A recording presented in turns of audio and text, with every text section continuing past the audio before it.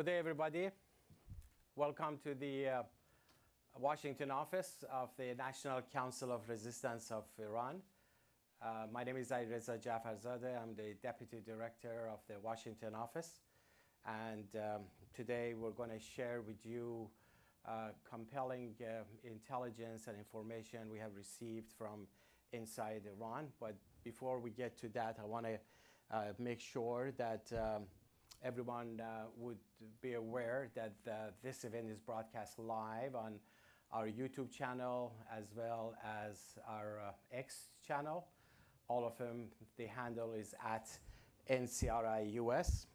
And I know a lot of the reporters are watching this online, so no worries. You can send your questions as we go along during the event by just simply emailing it to media@ncrius.org. Again, media@ncrius.org. So let's get to the actual information. I want to talk first about the source. Make sure that you know that the source is NCRI's Defense and Strategic Research Committee, which they themselves obtained the information from network inside Iran of the People's Mojahedin organization of Iran, which is the principal opposition movement in Iran and a member of the NCRI. And they have been proven reliable in the past, accurate in the past, and much of the information about the nuclear weapons program of the Iran regime came from the MEK network inside Iran. Now, this information was compiled from various sources in the country. Now, I want to just mention in the beginning some of the key revelations that we're going to make today, but I'm going to elaborate during the press conference. Definitely, I want to talk about the role of the Supreme Leader Ali Khamenei, the apex of the decision-making in all of the terror operations that the regime has been carrying out since day one. We're going to reveal the MIS, that's the Ministry of Intelligence and Security of the regime, the terror structure, and also some of the key MIS terror directors. And then we're going to talk about the Qasem Soleimani headquarters, an entity that oversees the terror operations. Obviously, it is named after the terror master, the former commander of the IRGC's Quds Force, Qasem Soleimani. Then I'm going to break down some of the terror plots to see how each of them actually fit case examples of this terror network as they carrying them out. And then I'll talk about the key player. People think about negotiations, and then I'll talk about basically that are wanted here. So let's get to the key saying there was a joint statement issued by states and several other 13 other European basically emphasized terrorist and they talked about the surge in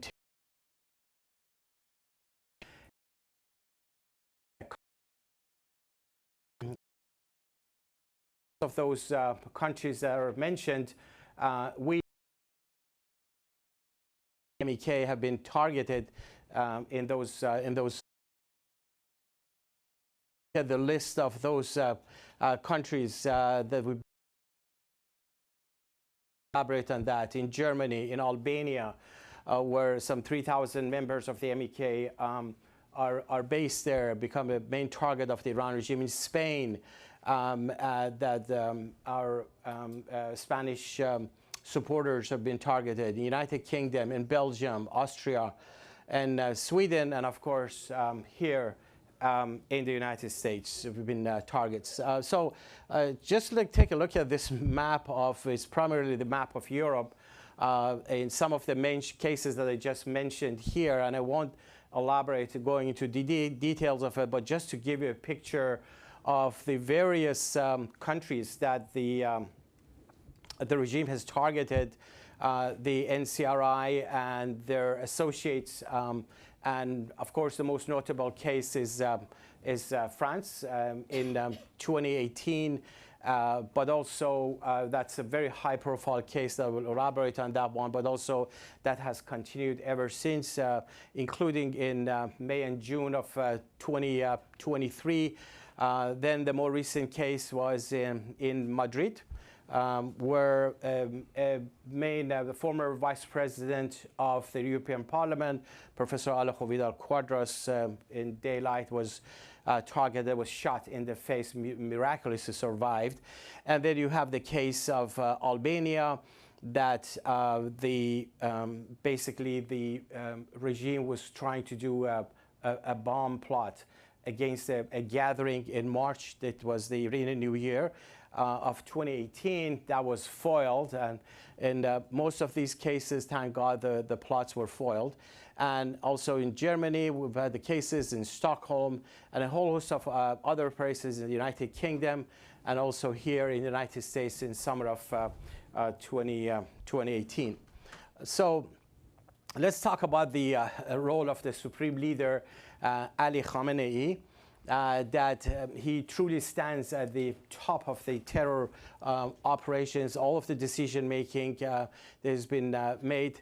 Every key player that has been involved or is tasked with terrorism are not accidentally, are actually handpicked by the supreme leader.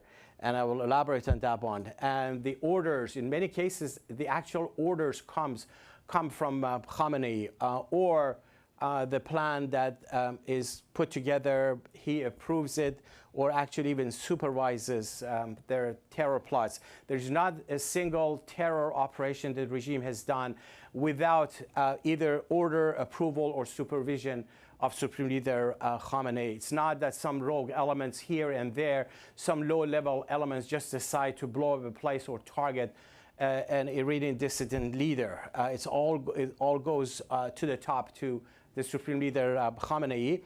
And even before he became the Supreme Leader, he was tasked by his predecessor, Ruhollah Khomeini, who tasked him in the very early days after the revolution in overseeing all of the operations related to Hezbollah in Lebanon, the militias in Iraq, and a whole host of other countries. Actually, Hassan Nasrallah, the deceased leader of Hezbollah, he said it was early days after the revolution. We went to Khomeini and we told him, you know, you're so busy, you know, you can't handle day-to-day affairs. I need you to have a liaison for us to deal with it. And he turned and he said, Ali Khamenei is going to be in charge. So from early on, Khamenei was on top of running the whole proxy operations, the terror activities of the Iranian regime, and now, of course, as the supreme leader of the Iran regime. So don't lose sight of the key players, even though we're going to be talking about a lot of other elements, Minister of Intelligence and others. This is basically the decision-making and the executive agencies for terrorism of the Iranian regime. Of course, on top is the supreme leader. And then at his office, a cleric, Ali Asghar Mirhejazi, is actually overseeing a lot of the coordinations and activities at his office when it comes to terrorism. The Minister of Intelligence and Security, right now it's Ismail Khatib. Always that minister is handpicked and appointed by the supreme leader, even though he's a member of the cabinet. The president has no role whatsoever in appointing the intelligence minister. And of course, the role of the president now is Masoud Pezeshkian. He oversees the Supreme National Security Council, where a lot of the coordinations are made at the UN Security Council. And then you have the Quds Force, the IRGC Quds Force commander, used to be Qasem Soleimani, now Ismail Qani, because they play a big role given the areas, the nature of the terror plot, and then the IRGC intelligence organization that is separately involved in this set of coordinations. One of the two key intelligence organizations within the regime is actually IRGC intelligence organization, along with the Minister of Intelligence, the MIS. So let's talk about our new revelation today. We have obtained a classified document from within the Iranian regime that basically shows details that was before that unknown to the outside world about the players and the directors of the Ministry of Intelligence. It actually includes the names of the MIS officials, and also on that list is an interesting person, Sayyid Yahya Hamidi, but he's known outside as Sayyid Yahya Hosseini Panjaki. Sayyid Yahya Hosseini Panjaki is the same person as Sayyid Yahya Hamidi, and he's a top official within the Ministry of Intelligence. This is the person, Sayyid Yahya Hosseini Panjaki.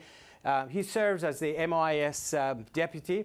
He's also the head of the counterterrorism directorate. Anytime the regime talks about counterterrorism, you may want to drop the first part of that word. They're talking about terrorism.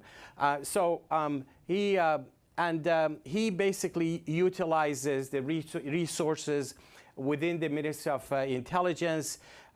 He actually implements the terror plots in coordination with all the other agencies that are required. And the other person is Hossein Saftari, a cleric.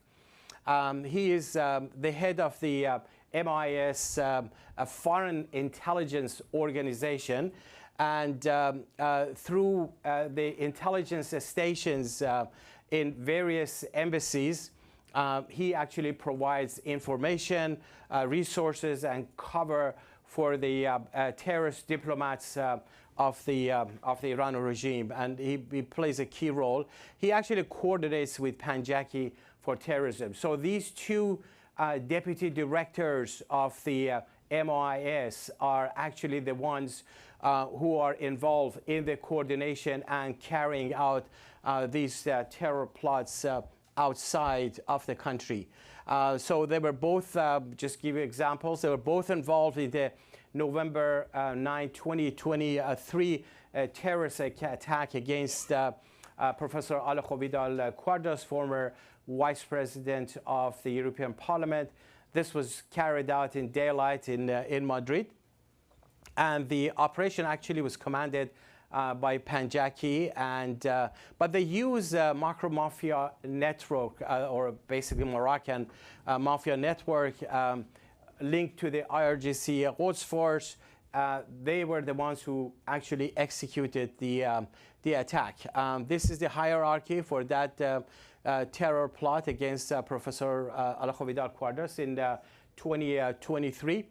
Of course, we talked about it, the supreme leader on top. At the time, it was Ebrahim Raisi, who was the president of the Iran regime, sitting on top of the Supreme National Security Council, doing all the coordinations. And then Sayyid Hossein Waizi Khatib, the Minister of Intelligence, who is still the Minister of Intelligence, was overseeing that. These are the two units within the two directors within the MIS that I mentioned were involved in that, doing the coordinations. Of course, the operation was commanded by Panjaki, and then in coordination with Saftari, using the foreign embassies and the network. It was he, Panjaki, who employed the criminal network of in Madrid, in Spain, and then Saftari using the intelligence stations in the regime's embassies to carry out this terror plot. Now, this is the list that I've been talking about. We've obtained a list that contains 25 names of individuals who are sitting in very key positions within the Ministry of Intelligence. We simply translated that word by word from Farsi. The original was is in Farsi, word by word, and you can see that a lot of them are actually almost entirely the deputies for various sections. That's up until number 8 here, and then you have from number 9 to number 17 the names and also the responsibility within the Ministry of Intelligence, and also going all the way to number 25.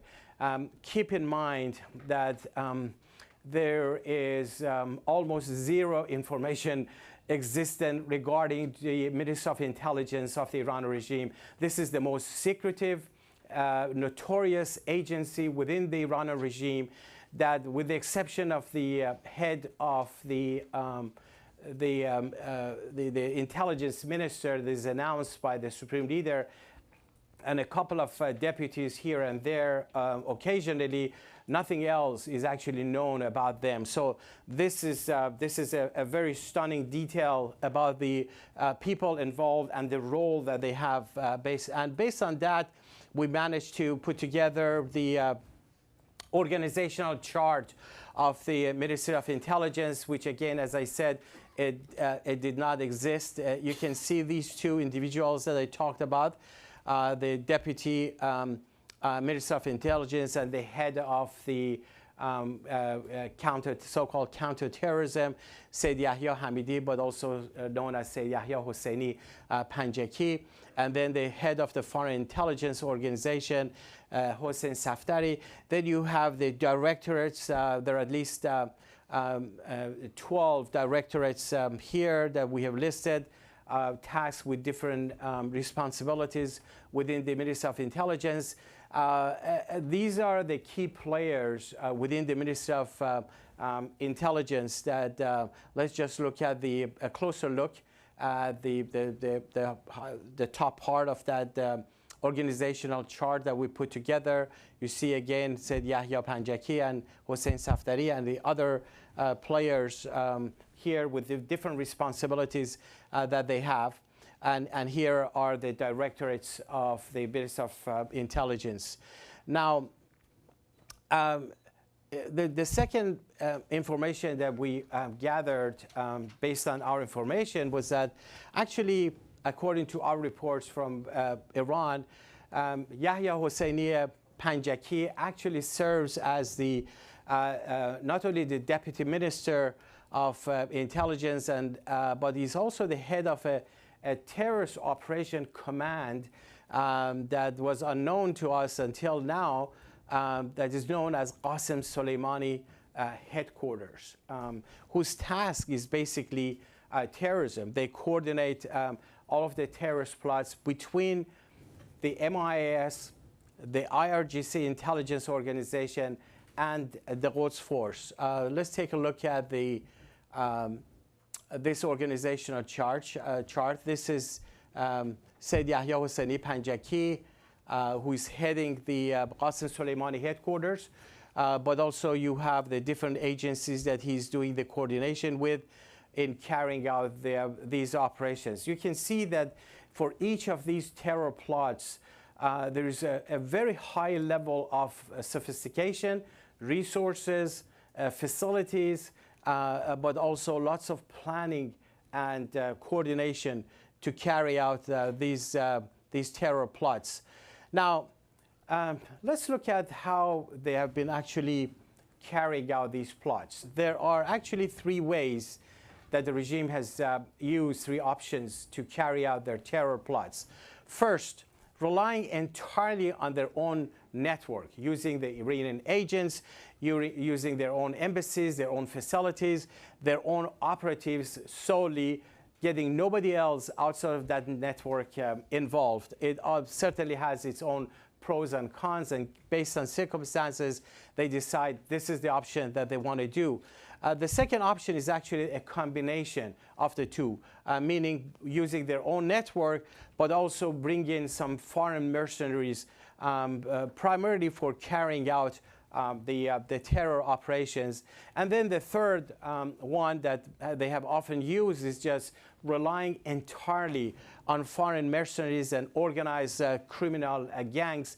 So there would be, close to none traces of direct involvement of the Iran regime in case those operatives were caught or traces were left. They wouldn't be able to track them back to Tehran.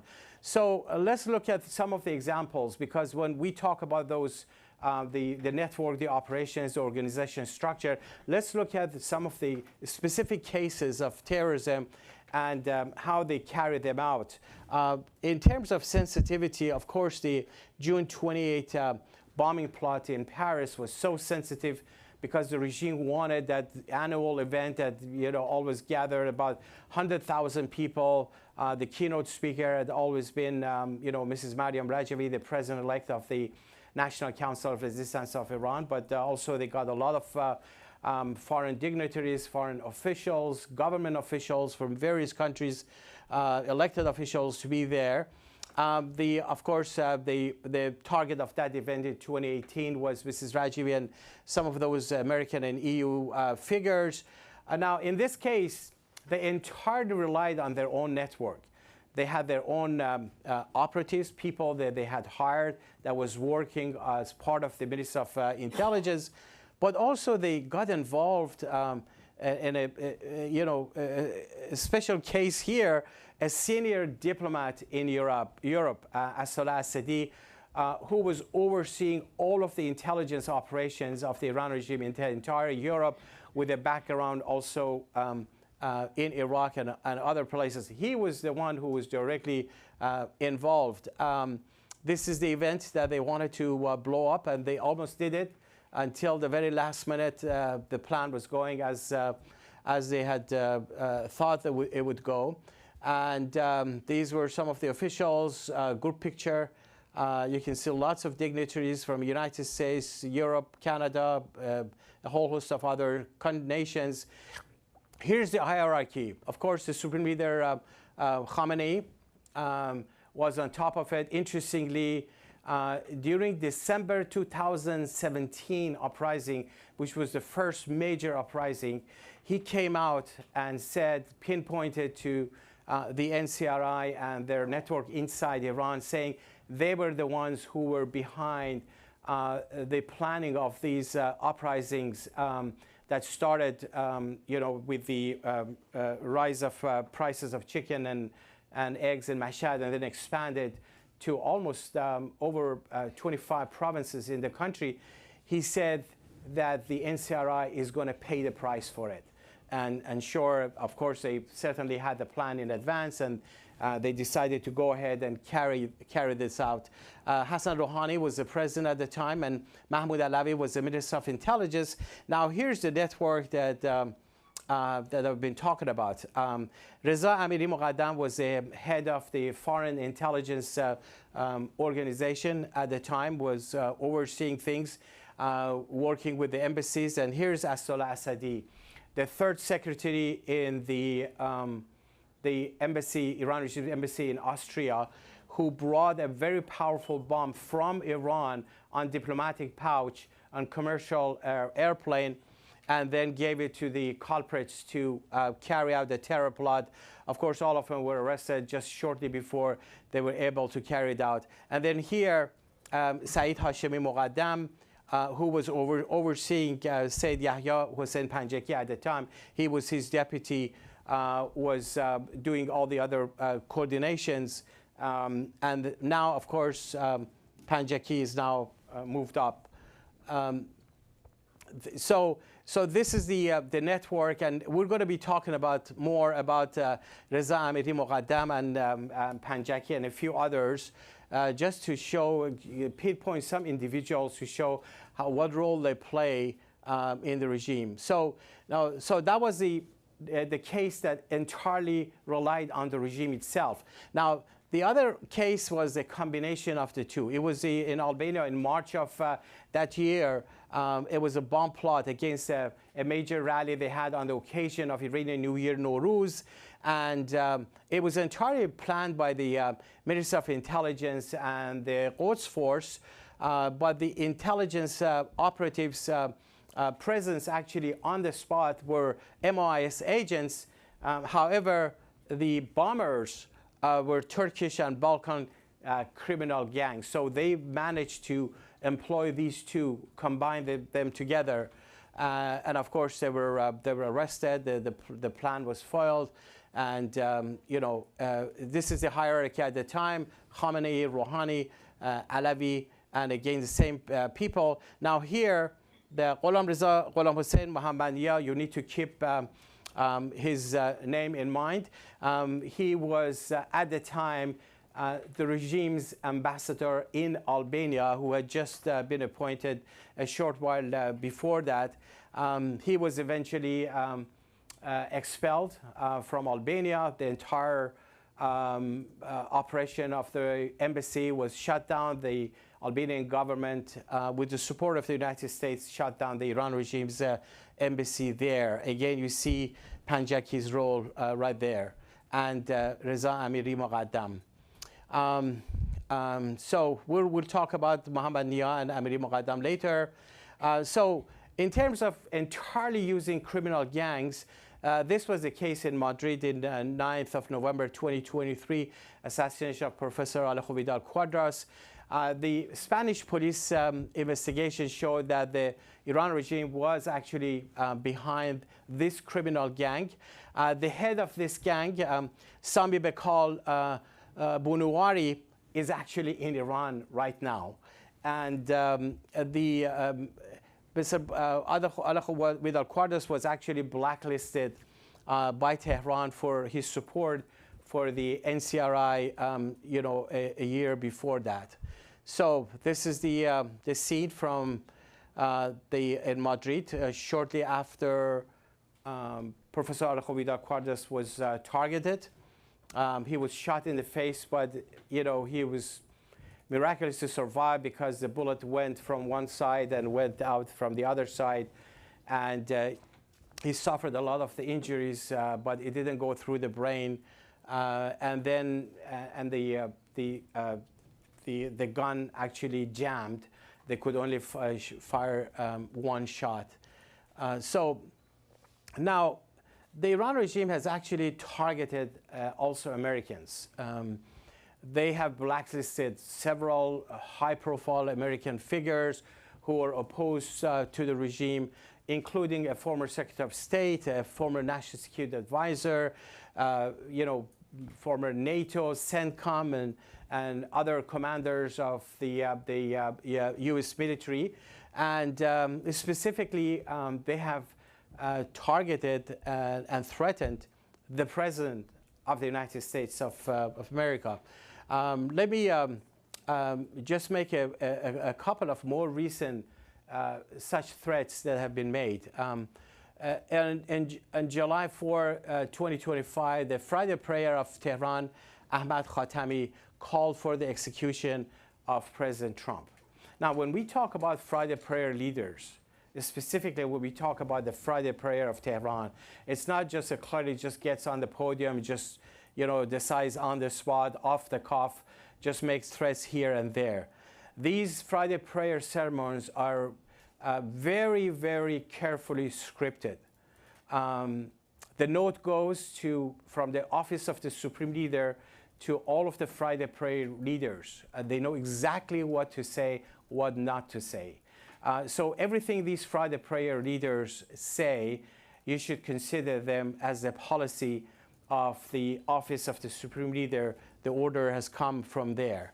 Now, shortly after that, 3 weeks after that, on August 1st, just last week, over 2,000 clerics from Qom basically reiterated that threat made by Ahmad Khatami, calling for the execution of President Trump.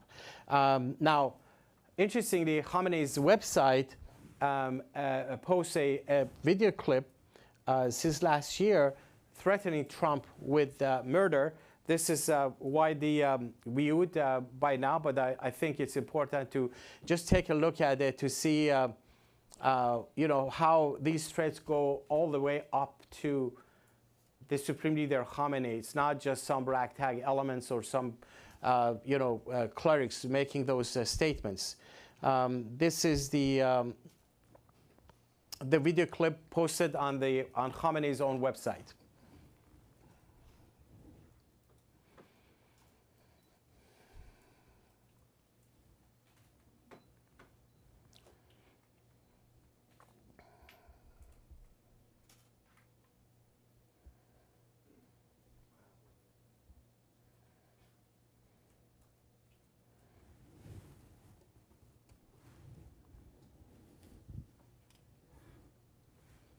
Sorry.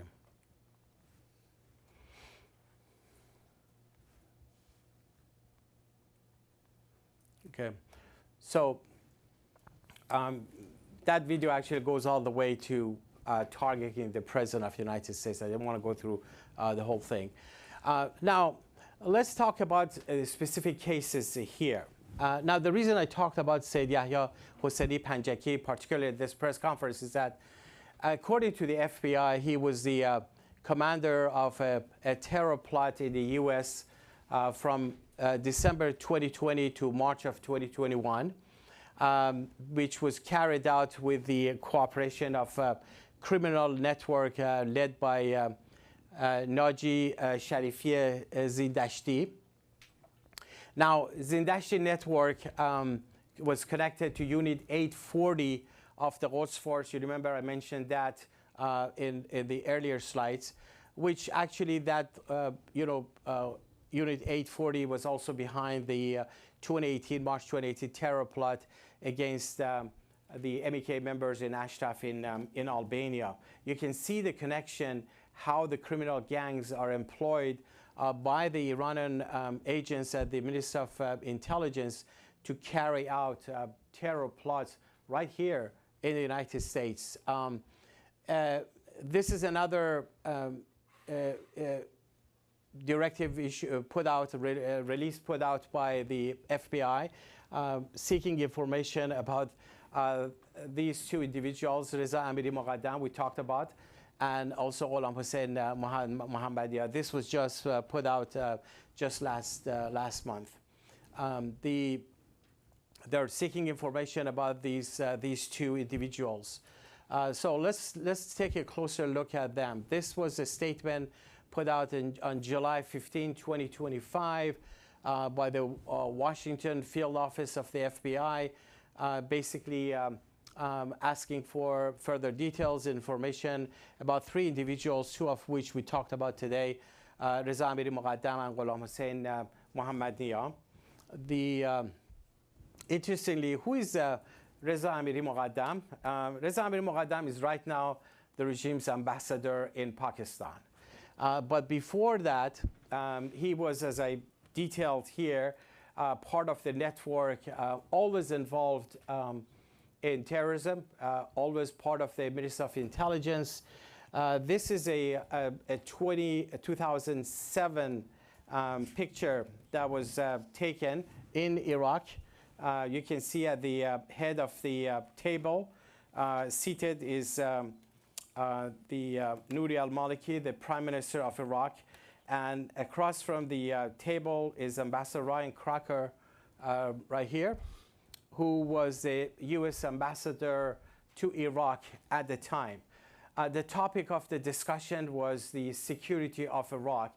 They were trying to negotiate with the Iranian regime to see how they can lower the tension, end the terrorism in Iraq, because the Iranian regime, everyone believed, and they could show that was behind much of the terror operations there, specifically sending the EFPs and IEDs across the border, targeting Americans. And right here, this is Reza Amiri Moghadam sitting right, negotiating with the U.S. ambassador how to settle the scores, how to fight terrorism. This is the Hassan Kazemi Qomi, the Iran regime's ambassador at the time in Iraq. He was a member of the Quds Force since day one. With that capacity, he was based in Iraq. And then you can't see it here, but that's later became the foreign minister of the regime, who was crashed, Hossein Abdullahian, with Rais's plane. So this whole, negotiating team of the supposedly diplomats of the Iran regime negotiating about ending terrorism is all of the people who have been part and parcel of the terror operations of the Iran regime, dating back to then, but also afterwards. Let's take a look at the other picture here. Here's another picture taken at the negotiating table. Of course, you can recognize some of the people here at the table.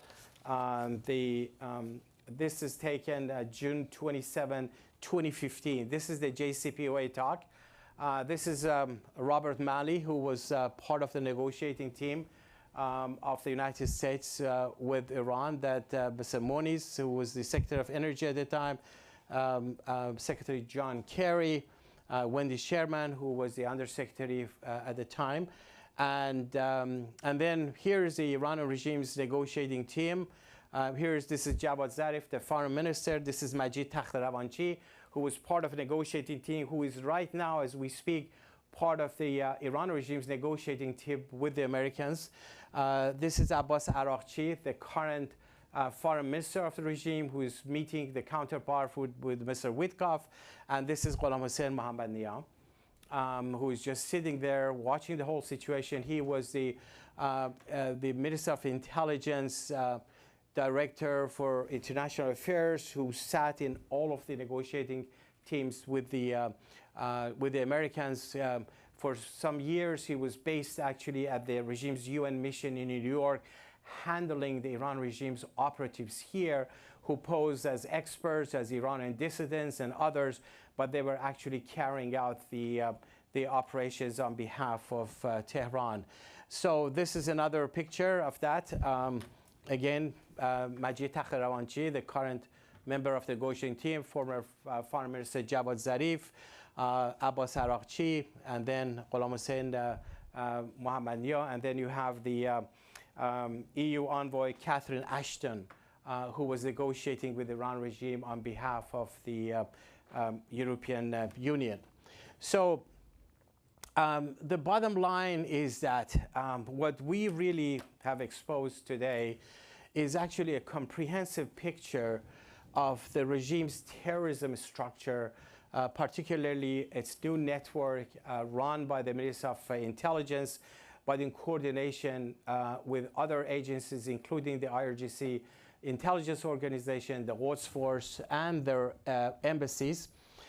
We talked about the Khamenei's irreplaceable role as a final authority in every single major terror operations of the regime outside of the countries, almost since day one that the regime came to power, not only when he became the supreme leader. And then talking about the expanding the terror network that is basically designed to compensate for what the regime is lacking, which is the deep vulnerability that the regime is facing inside Iran, and also losing a lot of their proxies outside of the country. This is not the same regime as it was 4, 5, 6 years ago. So how do you make up for it? You step up terror in order to make up for it, and that explains these new entities. This explains the stepped up effort by the Iran regime. This explains the threats that they're making, but also these threats, every single one of them should be taken seriously, because this regime has the track record of carrying out these operations. So what are the necessary measures we feel should be taken? Definitely all of the embassies, the diplomatic missions, affiliated cultural religious centers of the regime must be closed, because they all are working as part and parcel of these operations. In order to carry out terror operations, you need intelligence, you need people, you need operatives. You need very little details here and there that may sound benign information on their own, but when they are combined with the plan, they become actually necessary parts of your terror plot. So all of them are the ones who are complicit in one way or the other. And of course, here in the United States, both the IRGC and the MIS have been designated as terrorist entities, and later as a FTO, Foreign Terrorist Organization. But the same situation must be done in Europe, but also here it must be fully implemented. Then obviously the agents of the MIS and Ministry of Intelligence, the IRGC, including the unofficial lobbyists, they need to be prosecuted, punished, and expelled, because they are the ones who facilitate terror. They prepare the grounds, and their regime must be really held accountable. And this may sound as a, obvious statement, but think about it. The Iran regime has never been held accountable for their terrorism. To the contrary, they have always been rewarded for their terror. This is not just a simple statement that we're making today. Look at the trend. For every single terror operation the regime did, they got rewarded. They used hostage diplomacy, taking hostages, getting ransom, getting money, getting resources, getting concessions. And then after that, those hostages were released. A few more were taken. The hostage issue has been going on since the early 1980s. This is 2025. How has that flourished over the years? Because the outside world, the West, European nations, the United States, allow terrorism to become the most profitable business for Tehran, become the central element of pursuing their foreign policy. Their foreign policy, the whole Ministry of Foreign Affairs is not built on economic interests, as many of the nations are built that way. They're built on carrying out terrorism, creating cover for that. That's the cornerstone of their policy. That's why that one sentence there is extremely important.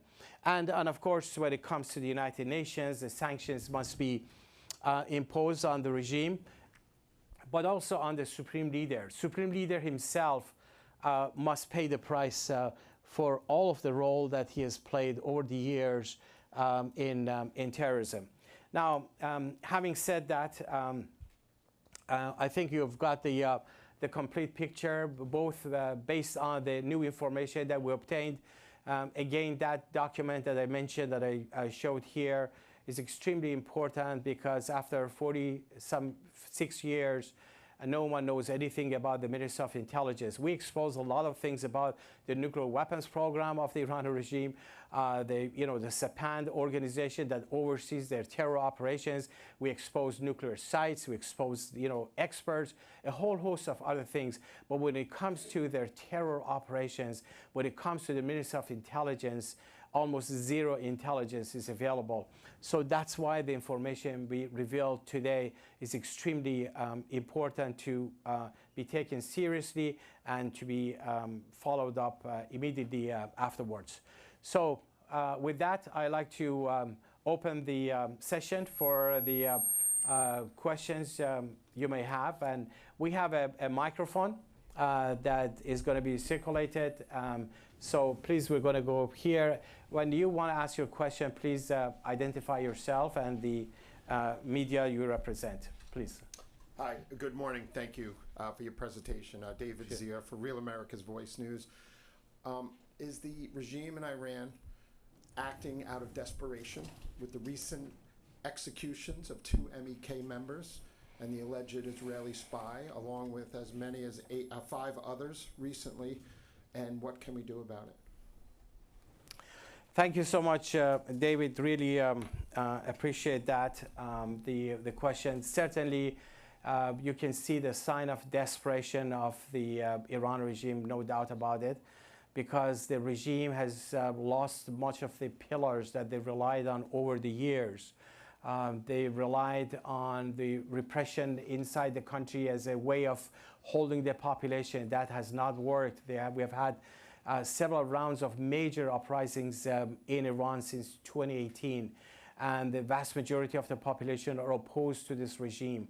Especially in the recent years, it's the poor, the deprived, the smaller towns and cities who used to be the bedrock of support for the mullahs who are standing up and protesting. Then you add to it the loss of the proxy power of the Iran regime. You look at the Hezbollah, look at the Shia militias in Iraq, the Houthis in Yemen, a whole host of other groups that they've had in the region. And their biggest ally, Assad, is gone. So this was not just a luxury element for them. They relied their existence on it. They call those groups and entities as a strategic depth for the Iran regime. That's why they're so desperate. And this coincides with the rise of activities in Iran, with the rise of the organized resistance, specifically the resistance units of the MEK, which just over the past 1 year, they had over 3,000 acts of resistance targeting the Revolutionary Guard, showing the Iranian population that the IRGC is not 10 feet tall. They're vulnerable. They're vulnerable not just outside of Iran, but also inside the country. So that's why they started, God bless you, they started waging executions against the dissidents, particularly the MEK, the two political prisoners associated with the MEK, Mehdi Hassani and Nader Ehsani, were imprisoned for their role during the uprisings, and they wanted them to be. They wanted to break them, to come and confess and endorse the regime, distance themselves from the movement. But they said, we're not going to bargain about our life. We have a goal, we have a commitment, we have a responsibility. We're going to stick and stand firm.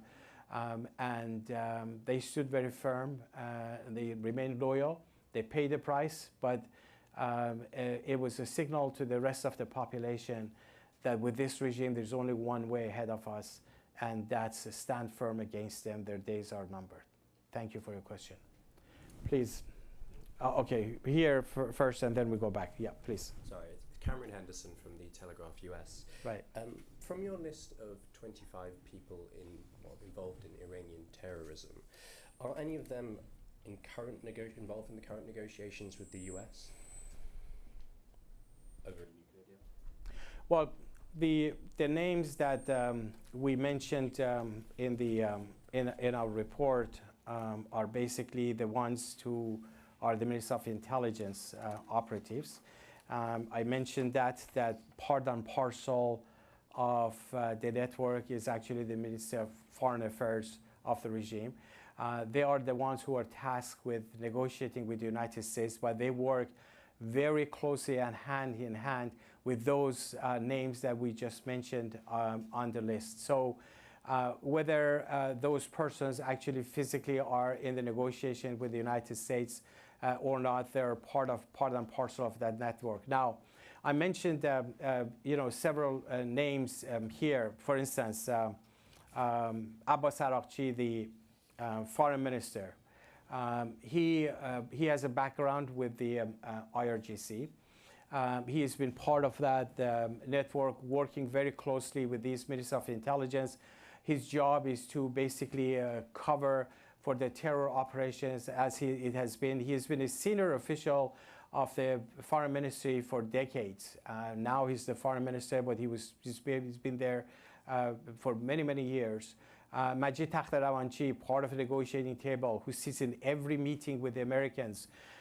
He spent many years right here in New York as part of the UN mission, and also part and parcel of the cover-up. A lot of those negotiations that the regime did in order to free their terrorists that were caught. In the case of Assadi, I mentioned here Asdollah Assadi, the former diplomat of the regime that was caught and put on trial and sentenced to 20 years imprisonment. The first time a sitting diplomat of the regime was convicted of terrorism.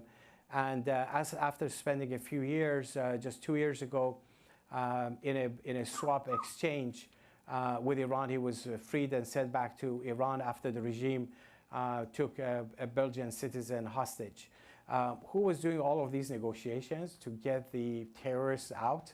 Of course, it was, Arakchi himself was involved in that negotiation, and so many other officials. One of the key responsibility of those negotiators with the Americans is to, A, facilitate terror operations, provide intelligence, provide cover, but if they are caught, negotiate to get their people back to Iran. How do they negotiate to get them back to Iran? They take hostages. So they're clearly part and parcel of a terror operation in order to carry out, these activities. In that sense, I would say I'll tell the U.S. negotiating table, those people who are sitting across the table from you, they are the ones who are involved in terrorism. Otherwise, they wouldn't be part of that negotiating team. The whole Ministry of Foreign Affairs of the regime is built on that. Javad Zarif, the former foreign minister of the regime, said that he always, almost on a weekly basis, met with Qasem Soleimani, who was the head of the Quds Force. He said, I basically took directives from him after the general policies were announced by the supreme leader. The Ministry of Foreign Affairs is run by the terror network, is run by the Quds Force of the Revolution Guards, is run by the supreme leader who oversees all of their terror operations. So I tell the American delegation and others, Europeans, don't look at those who are sitting across the table as diplomats. These are terror masters, these are terrorist diplomats. Okay, we're here and then we go back there, please. Thank you very much, Ali. John Gizzi from Newsmax. I have a two-part question. First, it's impressive that you have these classified documents and have gotten the depth of this information. Can we assume that any high-powered agents in Iran's network of terror have defected, and that's why you have this information?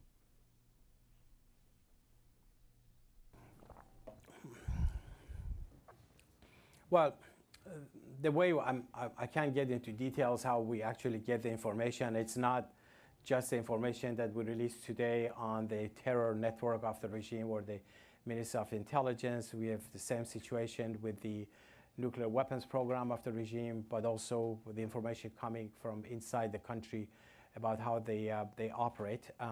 It could easily be a combination of all of those things. Being able to obtain information. Keep in mind that when you have, in a consistent manner, over the years, over 4 decades, in all areas, you gain access, actionable but very accurate information. There's no way in the world you could do that unless you have a widespread network on the ground. Network of your own people, your own, the resistance units, when we talk about them. Of course, one aspect of it is the activities, the actions they take against the IRGC. But there are ears and eyes of a nation, of the movement. So we have different ways of getting information. Right. The other thing is, you talked about proxies that the regime uses in carrying out terror. And obviously, to blend in other countries, they would have to use people. Do you have any evidence that the regime engages, say, with the Wagner Group in Russia or Boko Haram or any of the named terrorist groups that operate worldwide?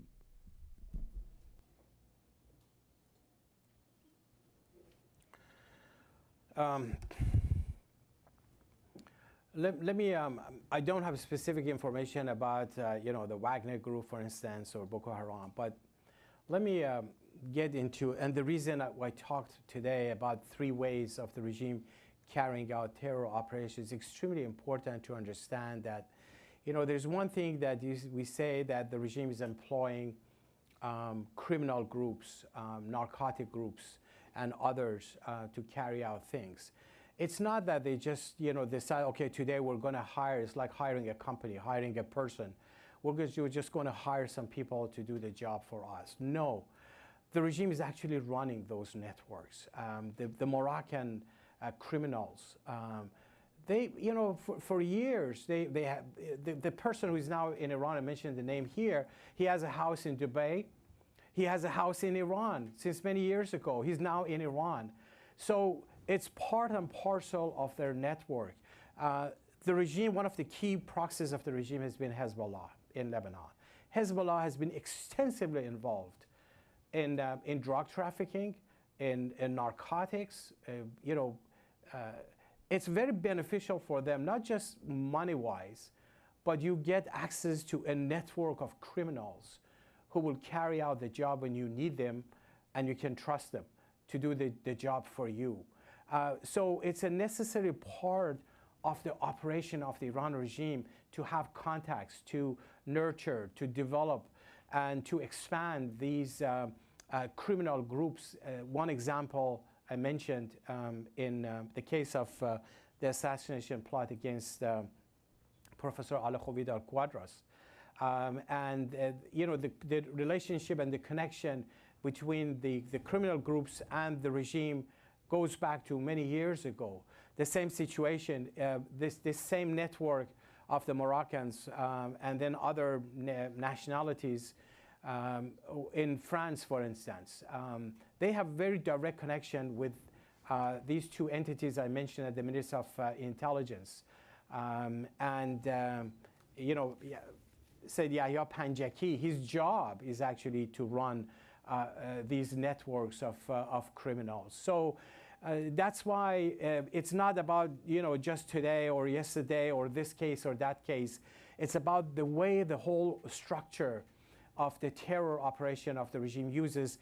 Criminal gangs have become part and parcel, an important part of that network. But unfortunately, I think no one had really paid attention on that before, and the regime is increasingly, as it was evident in the statement put out by the joint statement by 14 countries, they did talk about the regime using those criminal groups carrying out their terror operations.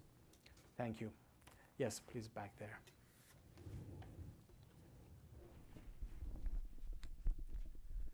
Anthony Marshak from MTV Lebanon. You mentioned earlier that Iranian embassies are often used as platforms for coordinating terror operations. Based on your findings, can you confirm whether the Iranian embassy in Beirut is involved in such activities, especially in connection with Hezbollah you mentioned, or regional plots? Absolutely, for sure. Not only the Iran regime's embassy in Lebanon is no exception, but given the presence of Hezbollah and a whole host of other groups there, one of the main tasks that embassy has been tasked with and been involved is building that kind of connection, recruitment, facilitating the activities there. And if you are going to pick like 3 embassies that you're going to close right now first before you go to the others, the embassy in Lebanon would be on top of those 3 embassies. That's for sure. The same situation with the Houthis in Yemen. The embassy was basically the personnel were all the Quds Force people who with the background entirely in terror operations, military operations, and all of that. So it's the same situation in Lebanon. Thank you for raising that. Please, another question right here.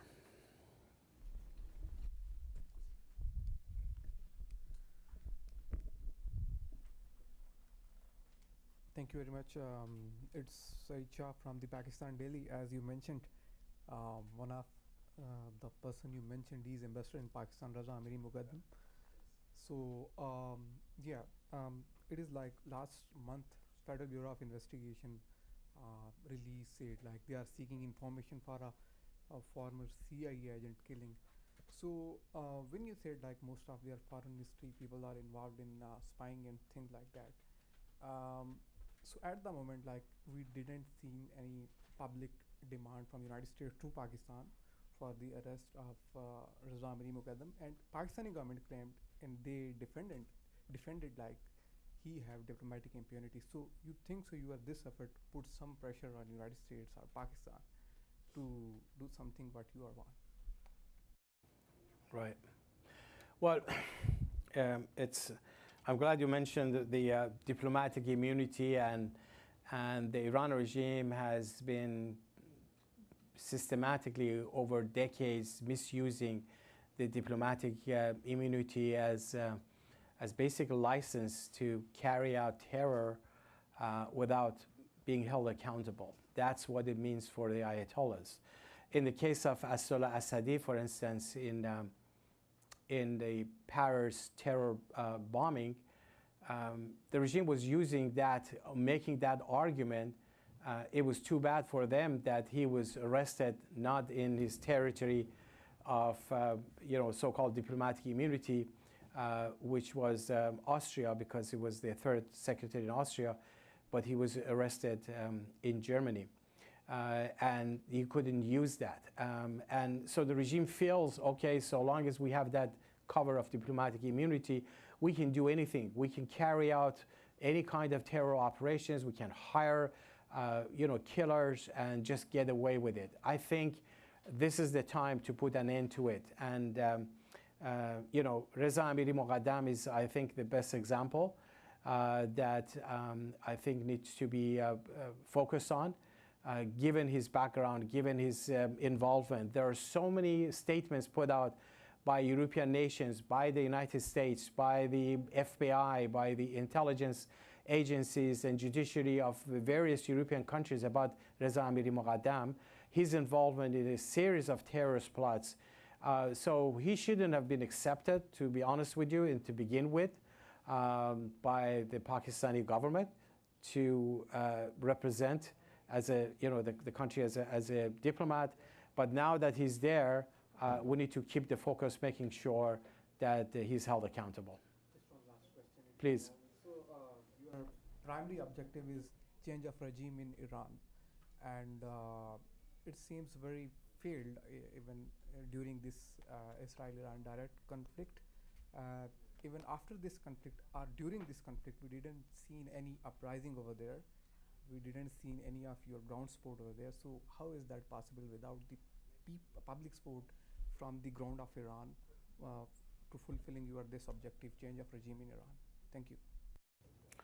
Well, obviously the desire for changing the regime in Iran dates back to many years ago, as was evidenced in the uprisings in Iran, when the foreign governments were not only not involved, but they were so focused on negotiating with Iran, giving them concessions, that people just went ahead and carried out their protests, calling for regime change, chanting death to the oppressor, be the Shah or the supreme leader, death to the dictator, death to Khamenei, all throughout these years. So the desire of the people for change is independent of what the outside world does, whether they help the regime or harm the regime. That's one thing. Second,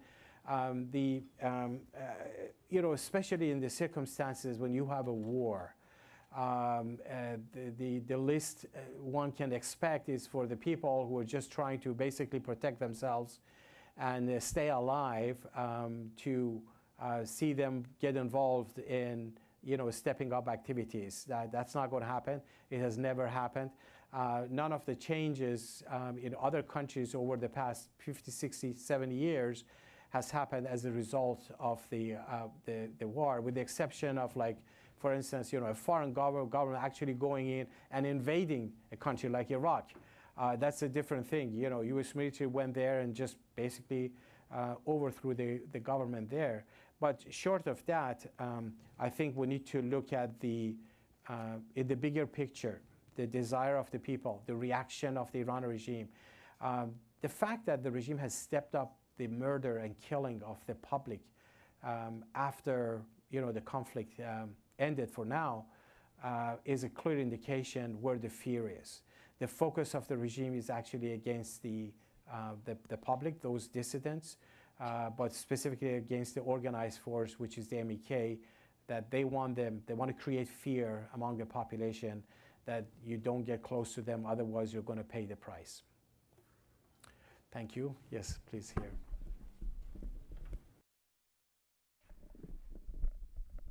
Thank you so much for your time and for hosting this event and the opportunity for questions. I had just a couple of questions to build on the discussion here.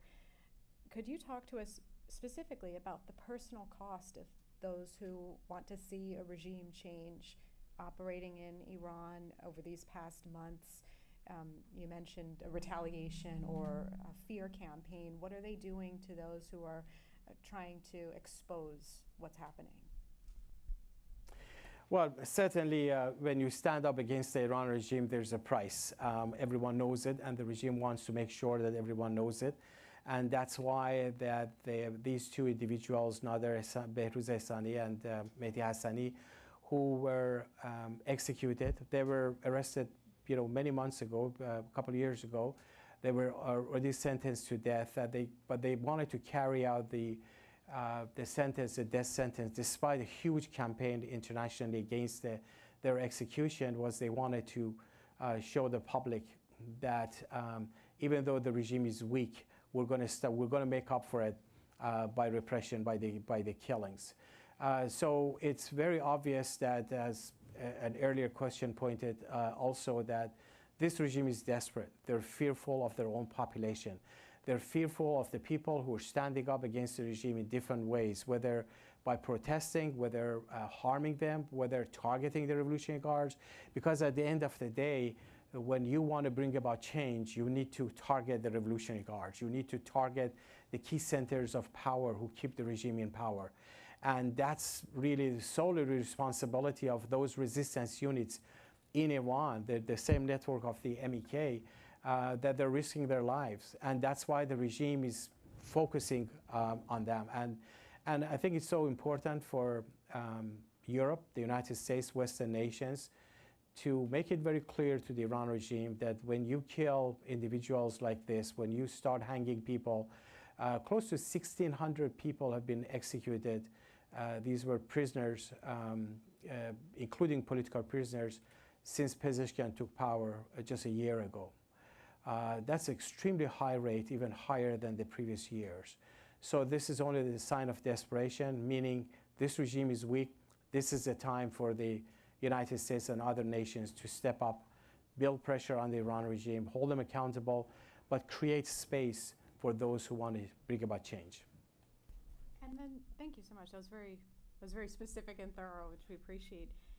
Also, are there specific organizations or individuals in the United States right now, or at least having an influence, spreading either propaganda or acting directly on behalf of orders from Tehran?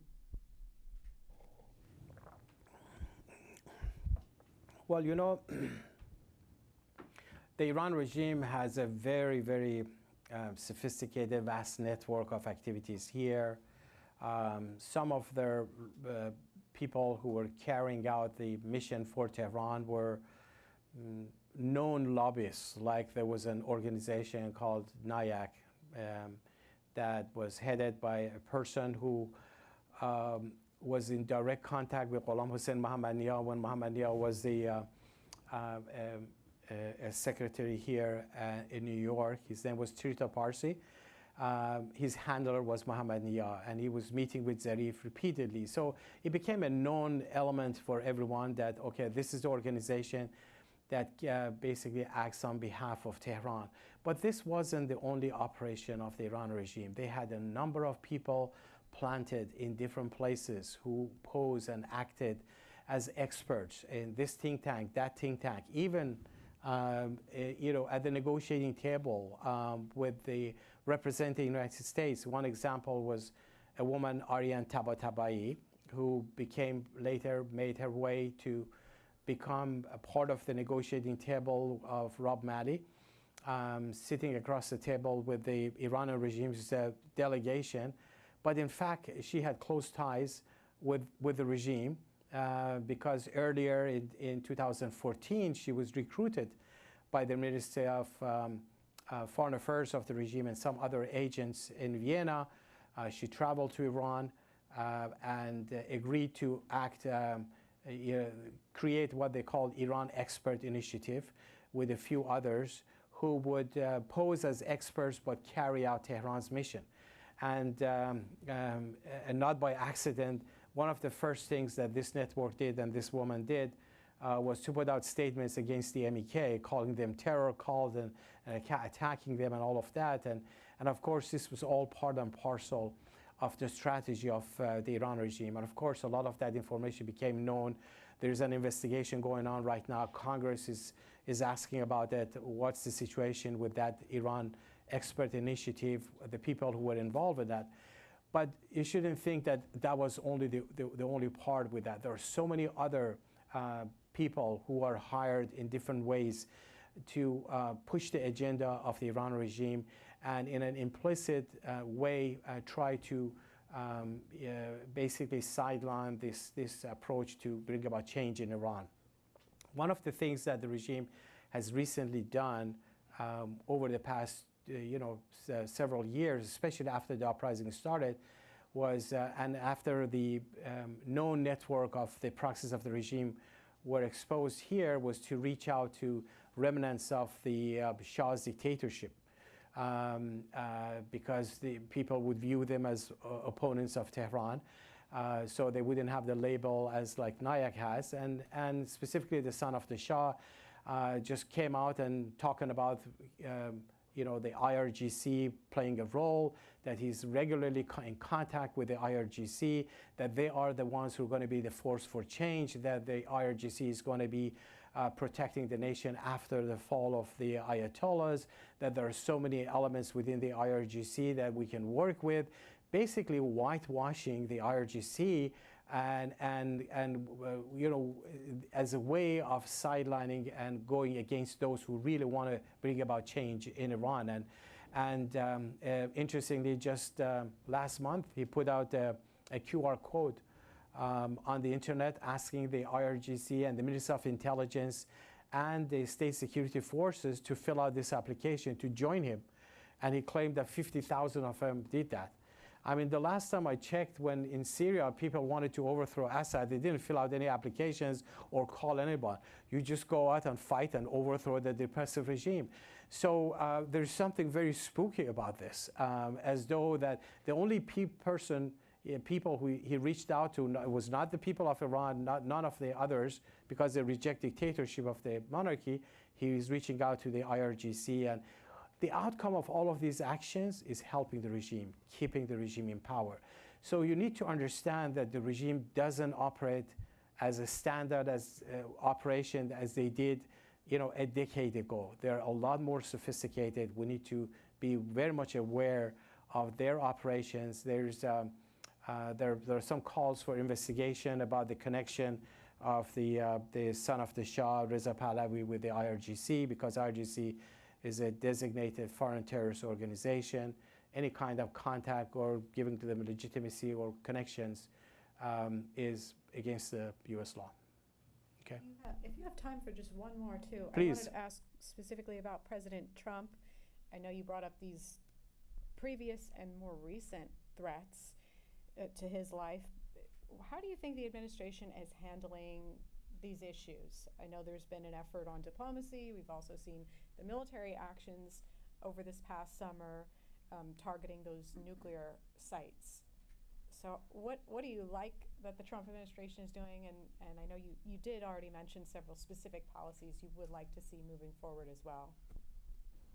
Well, certainly, first of all, anytime the Iran regime makes threats, you need to take it very seriously, because they have a track record of carrying out terrorist operations, and specifically, look at the cases of the Marine barracks bombing in Lebanon back in 1983, what they have done in Iraq. It started with the embassy takeover in Tehran in 1980. The whole policy of the regime is built on that. So it's not just somebody just making off-the-cuff statements against President Trump. The whole structure, as I discussed here today, is built to carry out terrorist operations. So that's one thing for sure. Second, in order to really target the regime, you really need to go after their sources of financial resources. You don't want to give them money. You don't want lift sanctions because all of the money goes to the IRGC that basically controls the whole economy. How is it in the world that Iran has the second largest gas and oil reserves combined in the world? We have a lot of resources, a lot of money, but 80% of the population live below the poverty line. Where does the money go? It goes to these proxies. It goes to the development of nuclear weapons. You know, the nuclear program of the regime has cost the Iranian people $2 trillion. That's a huge amount of money. The whole revenue of Iran since the mullahs came to power, if you add them all up from oil, is about $1.5 trillion. And yet, just the cost of the nuclear program has been $2 trillion. Add to it the missile program, the drone program, all of these things. And that's why you don't want to legitimize the regime. You don't want to give them resources. You don't want to allow them to operate as though this is a normal situation. But at the same time, they need to recognize that Iran is recognized by its people, not the regime, and the people are opposed to it. If you want to talk about the people of Iran, you look at the uprisings since 2018 in all 31 provinces of the country. You look at the organized resistance that has been in existence since day one after the mullahs took power, and they've paid a huge price opposing the Iranian regime. This is the organized resistance that exposed much of the nuclear sites of Iran, exposed their terror operations, their missile program, their drone program, has acted as engine for change, has offered an alternative to the people of Iran, diametrically opposite to what the Ayatollahs represent. They've introduced a 10-point plan led by women, actually, which is very important because the regime is misogynist. And the leader of the opposition, Mrs. Maryam Rajavi, a female leader, has introduced a 10-point platform for the future of Iran that has the support of some 4,000 parliamentarians in Europe and the majority of the House here. That's where you want to focus when it comes to Iran, rather than just thinking about the regime itself, what to do, what not to do with the regime. The bigger chunk, the bigger portion of Iran, it's the majority of the population and a very defiant and committed resistance. That's where the focus should be. Please, yes. You've talked a little bit about the recommendation that the United Nations should sanction the supreme leader. How would you recommend balancing that with not negatively affecting every Iranian citizen who depends on that economy? Well, certainly you start with the snapback of sanctions because there were 6 UN Security Council resolutions imposing a whole host of sanctions that primarily targeted the Revolutionary Guards, the military, the state security forces, their missile program and all of that. They were all put on hold as a result of the JCPOA. There is a mechanism to bring them all back, but that mechanism is going to expire in October.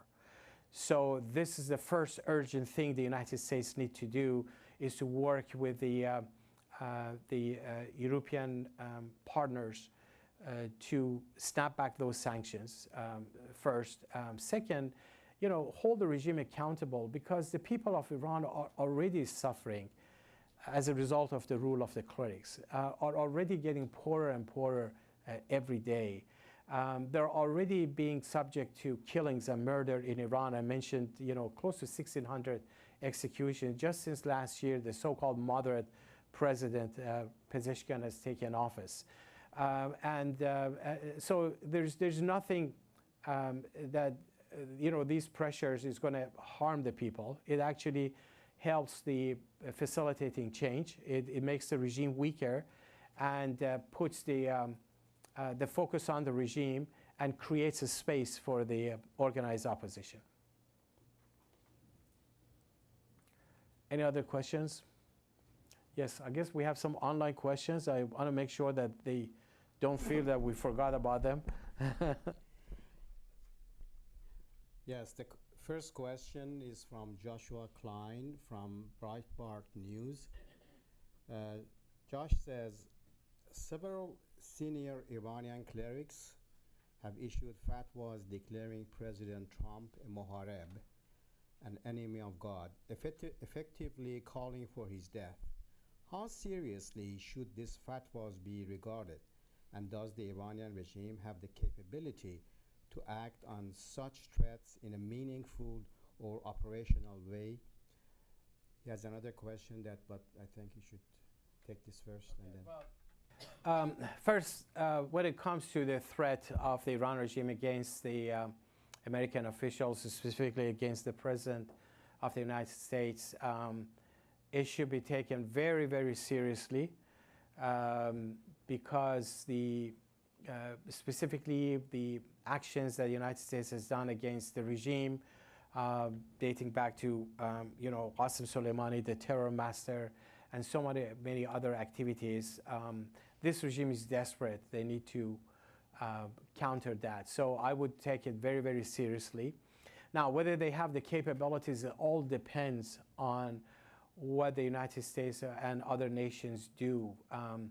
The regime is only capable as much as the others allow them to be capable with. When concessions are there, if Tehran is rewarded with terrorism, of course they become more capable, more bold, they get more resources, and they get more committed. If you hold them accountable, if Tehran understands that for every single threat they're making, there's a price that they're going to pay. For every single contact that they have with these proxies, they will have to pay the price for it. Then they will think twice about that. Tehran only understands a language of force and decisiveness and firmness. That's the language you want to speak with. So don't leave anything for speculations. Keep the focus on firmness and decisiveness, and then keep in mind that the people of Iran are the allies of the free world, of the outside world. That's where they want to rely. Thank you. The second part of his question is, if the E3 were to initiate snapback sanctions against the Iranian regime, given Tehran's threats to withdraw from the NPT, how critical is it that these sanctions are implemented in the broader context of the regime's increasing vulnerabilities? This regime has been built on threats and intimidation since day one, and their threats and intimidation is not limited to their terrorism. They use every leverage. But the same way you deal with terrorism, the same way you should deal with their threats, such as leaving NPT. They make a lot of threats against the Europeans when it comes to cutting off diplomatic channels, all of those things. Keep in mind that this regime is desperate. This regime is weak. This regime has lost a lot of the clout that they have had in the region. This regime is rejected by its own population inside the country. And that's where you want to just totally disregard these threats about leaving the NPT, hold them accountable, because the NPT doesn't allow them to build nuclear weapons. So when they say we go out of it, and then at the same time enriching uranium to 60%, at the same time they're expelling the IAEA inspectors from Iran, at the same time they're not responding to a dozen of outstanding questions that deals with the weaponization part of the program, not peaceful level enrichment, but weaponization. You have that track record. So what does a threat of leaving NPT mean? It means nothing. So you just keep the focus, hold them accountable, and make them end the nuclear program of the regime. We have made this position long ago, and I'm going to repeat it again, that the entire nuclear program of the Iranian regime is about building the bomb. There's nothing peaceful about that. All of their nuclear sites must be shut down because there's nothing that is legitimate. That's what the position of other nations should also be. Thank you. Now, it's a question from Doug Ross from Miami Independent. He's asking, have any of the IRGC members become MEK supporters? How concerned are you about the IRGC infiltration into individual MEK cells? Well, the MEK, which has a network inside Iran, they have been opposed to and fighting the IRGC since 1981. So they're two opposite sides. The IRGC wants to destroy the MEK. The MEK wants to confront them and destroy the IRGC. That's how you're going to see change in Iran. And of course, the IRGC has been very active, along with the Minister of Intelligence, in identifying and targeting the network inside Iran of the MEK resistance units. In a period of about a year, last year, the MEK announced that over 3,600 members of the resistance units went missing or were killed or arrested, which is a large number. But the good news is that that network has actually expanded. More people have joined than those who have been arrested or harmed by the IRGC. This is a reality of Iran. We need to keep the focus on building the momentum and expanding the momentum against the IRGC and getting them weaker and weaker until the day comes. Thank you. Sure. Just very briefly, we have about five minutes. Ed Morrissey of Hot Air is asking, what specific elements of the regime have been weakened since the end of the 12 days war? Well, I think what was on display in that 12 days, more than any other military aspect of things, was the weakness and the vulnerability of the Iranian regime that was on display for the whole world. This is the regime that boasted about its military might. It's about the protection of these, they have these commanders that create fear among the Iranian population, among the countries in the region. They have all these proxies and all of that. And that 12 days showed the absolute desperation and weakness of the Iranian regime. And so I would say it was the image, most importantly, the image and the authority of the Iranian regime was badly damaged in such an irreparable way. There's no way they can make up for it. The people of Iran who had seen the weakness of the regime before saw another level of it. And that's why there's nothing the regime can do about it. And that's why I think the outside world should rely and count on the public, the people who have been protesting against the Revolutionary Guards from now on. Yeah. Very well. One last question from our online journalists who are watching it. It's from Todd Wood from CD Media in Connecticut. He's asking, are there confirmed terror cells in the U.S.? Meaning Iranian regime's terror cells in the U.S. Well, there certainly are confirmed terror cells in the United States that has been operating. Actually, I mentioned some of the examples here.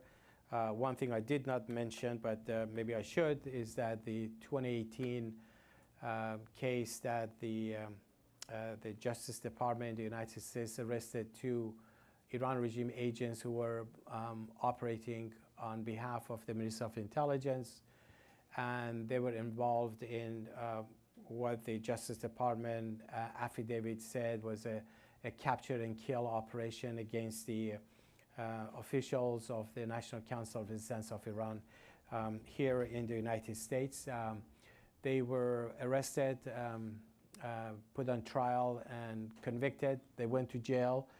And one of them was actually a U.S. citizen. The other one was a green card holder who were operating in a way to hide their connections to the Ministry of Intelligence. So this is just one example that I know because we've been directly affected by that.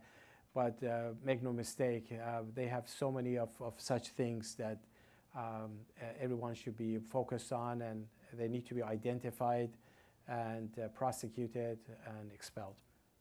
Thank you. Okay, so I guess our time is up. I want to thank everyone for attending our press conference. Appreciate that, and I'll be available if you need to talk separately. Thank you. You also have the media kit. If you don't have it, please get it from. Yeah, thank you.